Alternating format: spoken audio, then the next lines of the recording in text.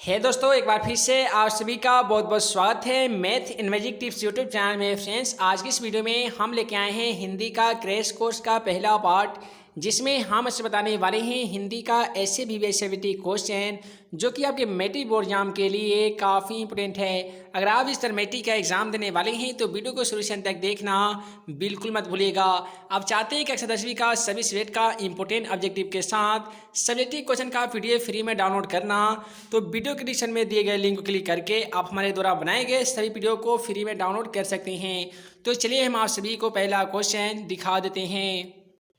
है दोस्तों, जैसा कि आप सभी मोबाइल स्क्रीन पे पहला क्वेश्चन देख पा रहे हैं। पहला क्वेश्चन में दिया गया है, कवि भारत माता को गीता प्रकाशनी मानकर भी ज्ञान मूढ़ क्यों कहता है। क्वेश्चन का बिल्कुल सही जवाब लिखेंगे आप। कवि भारत माता अर्थात देशवासियों को ज्ञान मूढ़ इसलिए कहता है क्योंकि अर्जुन की अज्ञानता को नष्ट करने के लिए स्वयं भगवान श्री कृष्ण को गीता का उपदेश देना पड़ा था। तो आखिर भगवान श्री कृष्ण अर्जुन की अज्ञानता को नष्ट करने के लिए गीता का क्या उपदेश दिए थे, चलिए हम आप सभी को श्लोक के माध्यम से बता देते हैं। तो वह श्लोक किस इस प्रकार से था, यदा यदा हि धर्मस्य ग्लानिर्भवति भारत अभ्युत्थानमधर्मस्य तदात्मानं सृजाम्यहम् परित्राणाय साधूनां विनाशाय च दुष्कृतां धर्म संस्थापनार्थाय संभवामि युगे युगे। तो हे दोस्तों, ये जो उपदेश था भगवान श्री कृष्ण के माध्यम से अर्जुन की अज्ञानता को नष्ट करने के लिए दिया गया था। है दोस्तों, उसके बाद में आज भी इसका आंसर में लिखेंगे कि स्वयं श्री कृष्ण ने अपने उपदेश में कहा भी था कि अज्ञानता के कारण ही व्यक्ति स्वार्थी अथवा मोह से ग्रसित हो जाता है, जो उसे विनाश की ओर ले जाता है। अतः कवि के कहने का तात्पर्य है कि गीता के मर्म को जानते हुए भी देशवासी अपने पर पे जुल्म हो रहे विरोध को नहीं रोक सकते हैं, इसलिए कवि भारत माता को ज्ञान मूढ़ कहा है। तो चलिए हम आप सभी को अगला क्वेश्चन दिखा देते हैं। है दोस्तों, अगला जो सवाल है कि संज्ञा किसे कहते हैं, इसके कितने भेद होते हैं। ये सवाल आपके एक व्याकरण खंड से लिए गए हैं और मैट्रिक एग्जाम में ऐसे सवाल बहुत बार पूछे जाते हैं। तो क्वेश्चन का बिल्कुल सही जवाब लिखेंगे आप कि दुनिया के सारे चीज़ों को संज्ञा कहते हैं, जिसे छुआ जाए, देखा जाए या महसूस किया जाए। एग्जाम्पल के तौर पे राम, कलम, पटना इत्यादि, अर्थात समझ ही लीजिए कि दुनिया में जितने भी चीज़ों को हम लोग देखते हैं ना, जिसे देख सकते हैं, जिसे छू सकते हैं, जिसे महसूस कर सकते हैं, उन सभी वस्तुओं सभी चीज़ों को संज्ञा कहते हैं। उसके बाद में आप सभी जानेंगे कि आखिर संज्ञा के यानी नाउन के कितने भेद होते हैं। तो आप सभी को बता दें कि संज्ञा के 5 भेद होते हैं, अर्थात संज्ञा 5 प्रकार के होते हैं। रोमन नंबर 1 में लिखेंगे आप कि व्यक्तिवाचक संज्ञा, रोमन नंबर 2 में जातिवाचक संज्ञा, रोमन नंबर 3 में द्रव्यवाचक संज्ञा, समूहवाचक संज्ञा, रोमन नंबर 5 में लिखेंगे भाववाचक संज्ञा। तो संज्ञा के 5 प्रकार होते हैं, जो इस प्रकार से हम आप सभी को बता दिए हैं।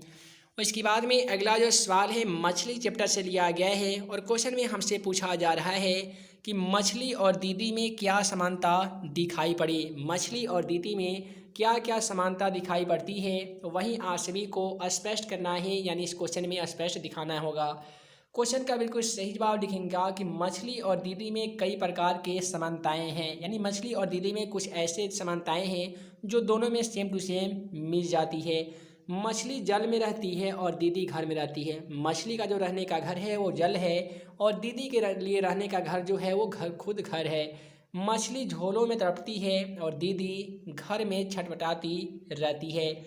उसके बाद में आज सभी दिखेंगे कि मछली पानी से निकलकर मर ही जाती है और दीदी घर में पिता से पिटाई खाती है।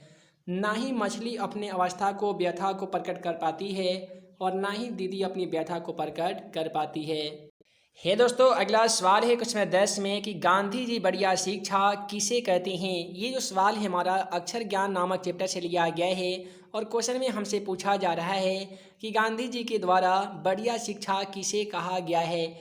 तो क्वेश्चन का बिल्कुल सही जवाब लिखेंगे आप कि गांधी जी के अनुसार अहिंसक, प्रतिरोध सबसे उदात्त और बढ़िया शिक्षा है।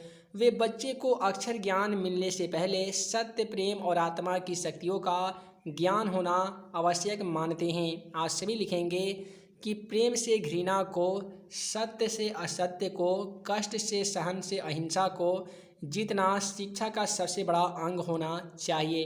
तो महात्मा गांधी के अनुसार बढ़िया शिक्षा कुछ इस प्रकार से होनी चाहिए।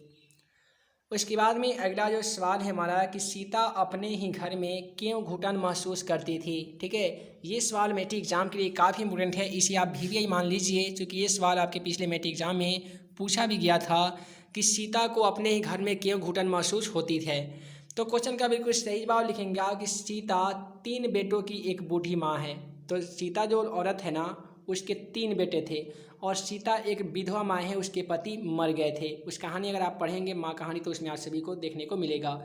उनके तीनों बेटे माँ के खाना को लेकर आपस में झगड़ते रहते हैं। उनके तीनों बेटों जो हैं वो माँ को खाना खिलाने के समक्ष में आपस में हमेशा झगड़ा करते रहते हैं। उनकी बहू भी आपस में झगड़ती रहती है, इसीलिए वे अपने ही घर में रहकर घुटन महसूस करती है। कौन? तो सीता। उसके बाद में अगला सवाल काफ़ी इंपॉर्टेंट है, नाखून क्यों बढ़ते हैं, चैप्टर से लिया गया है और क्वेश्चन में हमसे पूछा जा रहा है नाखून बढ़ने का प्रश्न लेखक के सामने कैसे प्रेजेंट हुआ, कैसे उपस्थित हुआ। आखिर नाखून क्यों बढ़ जाते हैं, ये जो प्रश्न था वो लेखक के सामने कैसे आया था। तो क्वेश्चन का बिल्कुल सही जवाब लिखेंगे आप कि नाखून क्यों बढ़ते हैं, यह प्रश्न लेखक के आगे उनकी लड़की के माध्यम से उपस्थित हुआ था। ऐसा प्रश्न उनको सोचने पर विवश कर दिया था कि सचमुच नाखून को बार बार काटने के बावजूद भी इस प्रकार से क्यों बढ़ा करते हैं। एक बार फिर से समझ लीजिए कि नाखून बढ़ने का प्रश्न लेखक के सामने कैसे उपस्थित हुआ। नाखून क्यों बढ़ते हैं, यह प्रश्न लेखक के आगे उनके लड़की के माध्यम से उपस्थित हुआ। ऐसा प्रश्न उनको लेखक को सोचने पर भी मजबूर कर दिया था, सोचने पर भी विवश कर दिया था कि सचमुच नाखून को बार बार काटने पर भी नाखून इस प्रकार क्यों बढ़ा करते हैं। उसके बाद में अगला सवाल जो है क्वेश्चन 13 में बहादुर चैप्टर से लिया गया है और बहादुर चैप्टर से हमें ये क्वेश्चन पे पूछा गया है कि बहादुर ने लेखक का घर क्यों छोड़ दिया। काफ़ी मज़ेदार ये कहानी है बहादुर का, जो आप सभी पढ़ेंगे तो आप सभी को लगेगा कि बहादुर एक ऐसा लड़का है जिसके जीवन में बहुत सारी कठिनाइयों का सामना करना पड़ता है। तो यहाँ पे क्वेश्चन बोला गया है कि बहादुर ने लेखक का घर आखिर क्यों छोड़ दिया। तो क्वेश्चन का सही जवाब लिखेंगे आप कि दिन रात लेखक के पुत्र द्वारा पिटाई, जो लेखक है उसके बेटा हमेशा बहादुर को पिटाई करते हैं। मालकिन का झिड़कना एवं थप्पड़ लगाना, मालकिन हमेशा बहादुर को झिड़कते रहती थी और बातों बातों पर उन पर थप्पड़ लगा दिया करती थी और अंततः चोरी के झूठे आरोप के कारण बहादुर ने लेखक का घर एक दिन छोड़ दिया था। तो बात था कि लेखक के तो पुत्र थे तो वो तो बहादुर को हमेशा पिटाई करते थे, मालकिन हमेशा झिड़कते झिड़कते उनको थप्पड़ भी लगा देती थी और अंततः हद कब हो गया कि जब बहादुर को चोरी के आरोप में उसे फंसाया गया था, जबकि बहादुर कोई भी रुपया चुराया नहीं था। इसके कारण बहादुर ने लेखक का घर एक दिन छोड़ दिया। उसके बाद में अगला जो सवाल है निम्नलिखित का भावार्थ लिखे। यहाँ पे एक स्टेंजा, एक लाइन दिया गया है कविता का जो लिया गया है भारत माता चैप्टर से। तो इसमें हमसे एक कविता का लाइन दिया गया, इसका भावार्थ हमसे पूछा गया है। लाइन कुछ इस प्रकार से है कि भारत माता ग्रामवासिनी, खेतों में फैला है श्यामल, धूल भरा मैला सा आंचल। तो क्वेश्चन का बिल्कुल सही जवाब लिखेंगे आप कि प्रस्तुत पंक्ति कवि सुमित्रा नंदन पंत द्वारा लिखी गई कविता भारत माता से लिया गया है। ये कविता की शुरुआती पंक्ति है। गांव में बसने वाले भारत माता आज धूल धर्षित शस्य श्यामल बनकर रह गई है और उदासीन भी बन गई है। उनका आंचल मैला हो गया है, गंगा यमुना के निर्मल जल भी प्रदूषित हो गए हैं अर्थात खराब हो गए हैं। इसकी मिट्टी में पहले जैसा प्रतिभा और यश नहीं रह गया, इस मिट्टी में पहले जैसे प्रतिभा, यश तथा खुशबू नहीं रह गया है। वह अपनी दिन दशा पर उदास हो गई है और मलिन भी हो गई है। उसके बाद में अगला सवाल है साहित्य सापेक्ष रूप से स्वाधीन क्यों होता है। साहित्य सापेक्ष रूप से स्वाधीन क्यों होता है, क्वेश्चन का बिल्कुल सही जवाब लिखेंगे आप कि लेखक डॉक्टर रामविलास शर्मा ने अपने निबंध में बताया है कि साहित्य सापेक्ष रूप से स्वाधीन होता है। लेखक रामविलास शर्मा ने अपने निबंध में बताया है, उन्होंने अपने पंक्ति के माध्यम से बताया है कि साहित्य सापेक्ष रूप से स्वाधीन होता है। इसके लिए उन्होंने एक तरफ जहां यह बताया है कि साहित्य पर समय और समाज का प्रभाव पड़ता है, वहीं दूसरी तरफ उन्होंने यह भी दिखाया है कि समाज में कैसी परिस्थितियां होने पर भी साहित्य रचना सर्वदा एवं सर्वत्र प्रायः समान नहीं होती है। ठीक है, इसके लिए उन्होंने अमेरिका और एथेंस का बड़ा सटीक उदाहरण प्रस्तुत किया है। तो चलिए हम आप सभी को अगला क्वेश्चन दिखा देते हैं। है दोस्तों, अगला सवाल है कि लेखक ने नया सिकंदर किसे और क्यों कहा है। क्वेश्चन का बिल्कुल सही जवाब कुछ इस प्रकार से लिखेंगे आप कि लेखक ने सर विलियम जोन्स की तुलना सिकंदर से करते हुए उन्हें नया सिकंदर का नाम दे दिया है। भाव एवं कार्य की दृष्टि से ऐसा कहना कोई अनुचित भी नहीं कहा जा सकता है। आज सभी लिखेंगे कि क्योंकि लेखक की दृष्टि में जोन्स का कार्य जो था वो काफ़ी साहसपूर्ण था। उन पर प्रिय जन्मभूमि और प्रियजनों से विलग होकर भी नए देश के दर्शन के लिए यात्रा करने के लिए निकले थे। आप सभी लिखेंगे कि उन्होंने अनेक सागरों को पार करके वे भारत दर्शन करने के लिए यात्रा कर रहे थे। सागर की लहरें, सूर्य का सागर में डूबना इत्यादि का दृश्य उन्हों को काफ़ी ही उत्साहित कर रहा था, काफ़ी खुशी महसूस करा रहा था। वह अपने सपने को साकार करने के लिए काफ़ी ही ललायित थे। उसके बाद में अगला जो सवाल है हम आप सभी को बता रहे हैं क्वेश्चन नंबर 3 को। क्वेश्चन नंबर 3 में पूछा गया है कि बहादुर ने लेखक का घर क्यों छोड़ दिया। हम आपसे बता ही दिए हैं कि दिन रात लेखक के पुत्र द्वारा पिटाई, मालकिन का झिड़कना, थप्पड़ लगाना और अंततः चोरी के झूठे आरोप में का कारण बहादुर ने लेखक का घर एक दिन छोड़ दिया था। इसके बाद में अगला सवाल है कवि अपने आंसुओं को कहाँ पहुँचाना चाहता है। हे दोस्तों, कवि सुमित्रानंदन पंत जो अपने आंसुओं को कहाँ पहुँचाना चाहते हैं, तो क्वेश्चन का सही जवाब लिखेंगे आप कि कवि अपने आंसुओं को उस सज्जन के आंगन में पहुँचाना चाहता है जहाँ प्रेम की वर्षा होती है। प्रेम की वर्षा अपने लिए नहीं बल्कि औरों के लिए होती है। कवि अपने आंसुओं को उन्हीं के आंगन में पहुँचाना चाहता है। उसके बाद में आप देख रहे हैं अगला क्वेश्चन नंबर 6 को। क्वेश्चन नंबर 6 में दिया गया है सेन साहब कासू को विद्यालय पढ़ने के लिए क्यों नहीं भेजते थे। है दोस्तों, सेन जो साहब हैं वो कासू अपने लड़के को विद्यालय पढ़ने के लिए क्यों नहीं भेजते हैं, तो क्वेश्चन का सही जवाब लिखना है आपको कि कासू सेन साहब का इकलौता बेटा है। कासू जो सेन साहब का इकलौता बेटा अर्थात इकलौता पुत्र है।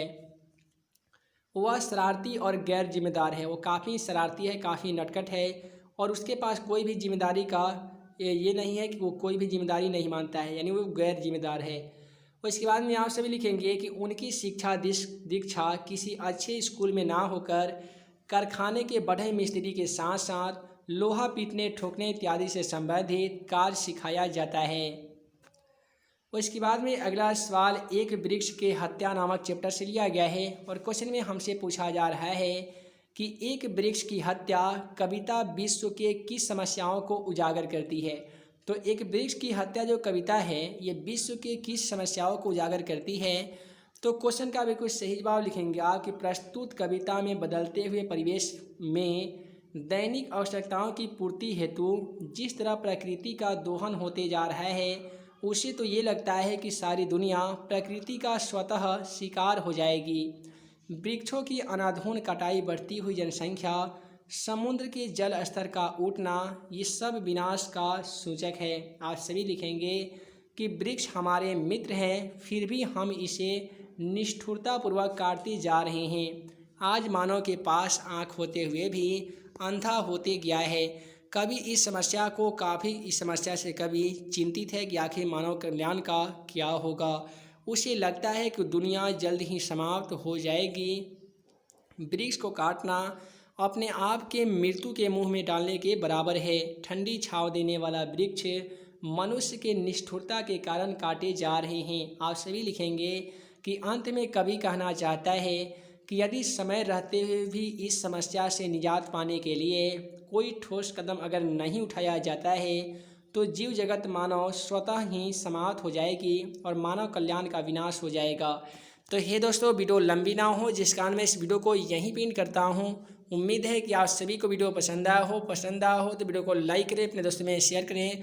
ऐसे ही नए नए वीडियो पाने के लिए हमारे channel math and magic tips को सब्सक्राइब करना ना भूलें। हे दोस्तों, मैं मुकीम अंसारी जल्द मिलूँगा अगले वीडियो में नए वीआई क्वेश्चन के साथ। तब तक के लिए वीडियो के लिए बहुत बहुत धन्यवाद।